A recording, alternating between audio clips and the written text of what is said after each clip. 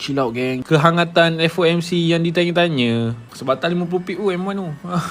Oh, dia ambil BE aku dululah, baru dia nak fly lah kepala paket tu. Nasib baiklah dia anti awal tadi. Yuhu. Mama Malaysia, Mama rancak berdosa. Bila tengok M50 atau M5 bang, better tengok semua time frame. Kau tengok semua time frame, kau lagi clear lah direction kau. Babi lah, dia ambil BE, dia fly terus tu.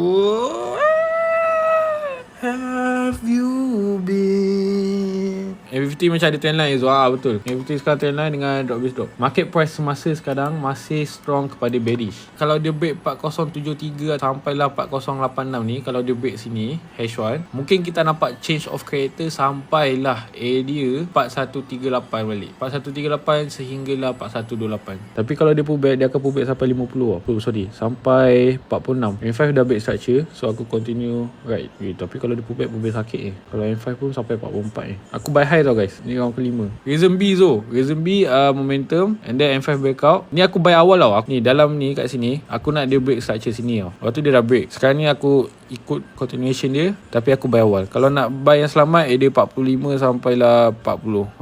Ni nampak M1 dah break sini. So aku follow je sekarang ni. Target berapa pip? Target masih biasa 50 pip. Okay, 51 pip guys. Aku tak tahulah aku nak cakap apa dah. Korang pada pandai lah fikir. Dah besar, dah panjang, dah panjang lagi. 53 pips. Okay, running profit now. You can secure if you guys entering. Right now we are buying high. You can secure if you want right now. Secure the top layers and the bottom layer just set break even. Weh, ni dah round kelima weh kawan-kawan. Sahabat dunia dan akhirat aku. Dah 60 pip lah tu. Takkan nak tunggu lagi. Ni memang akulah Pak Long M1 scalper lah aku. 76 pip sobat. Ini Sifu ada tengok. Tiba-tiba ada anti lagi tak masuk. 100 pip bro. Asal candle 100 pip sekarang kecil tu? 95 pip weh. Round 5 95 pips.